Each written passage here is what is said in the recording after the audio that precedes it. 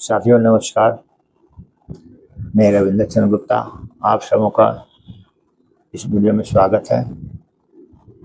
साथियों, आज संपादकीय में हम लोग हंगामे के आसार पे विचार करेंगे।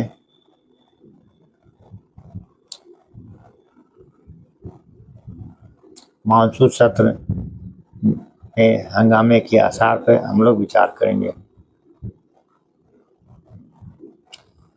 साथियों, विपक्षी दलों ने संसद के मानसून सत्र के पहले बुलाई गई सर्वदलीय बैठक का जिस तरह थोड़ी देर के लिए ही सही बहिष्कार किया, उससे यह अनुमान सहज ही लगाया जा सकता है कि यह सत्र हंगामे से भरा रहने वाला है।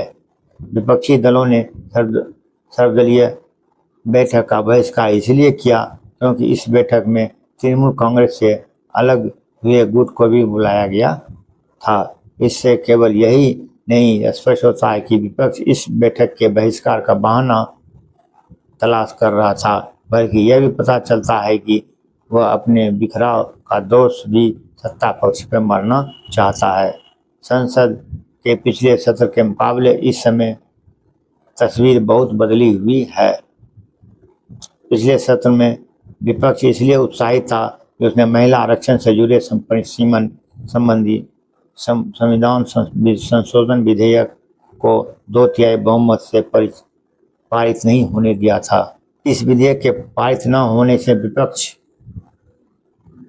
की एकजुटता को बल मिला था, लेकिन अब स्थिति बदल चुकी है और इसके लिए विपक्षी गठबंधन के नेतृत्व का दावा करने वाली कांग्रेस भी जिम्मेदार है।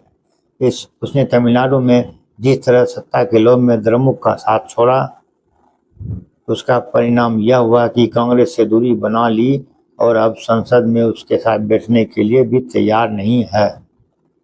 यदि यह मान भी लिया जाए कि पश्चिम बंगाल में पराजय के बाद तृणमूल कांग्रेस में बिखराव भाजपा के समर्थन और प्रोत्साहन से हुआ, तो इसका जवाब तो कांग्रेस को ही देना होगा।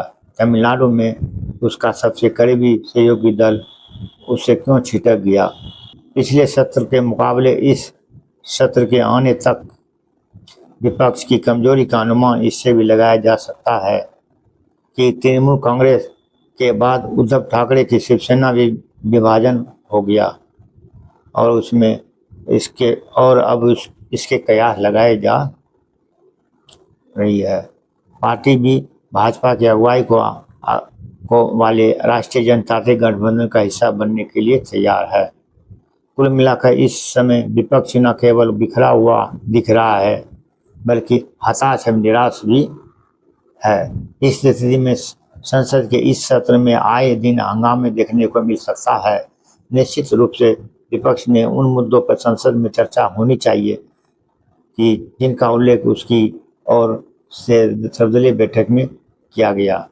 बात चाहे राम मंदिर में चरावा चोरी की हो अथवा नीट पेपर लीक की, इन सब मुद्दों पर संसद में चर्चा होनी ही चाहिए। लेकिन यह बात कुछ इस पर निर्भर करेगा कि विपक्षी अपनी ओर से उठाए गए मुद्दों पर सरकार की जवाबदेही को लेकर आग्रही रहेगा अथवा हंगामा करने के लिए इसकी अनदेखी नहीं की जा सकती है। अब विपक्ष संसद में जनता से जुड़े मुद्दे पर कोई सार्थक चर्चा के स्थान पर हंगामा करना ही नहीं समझता है।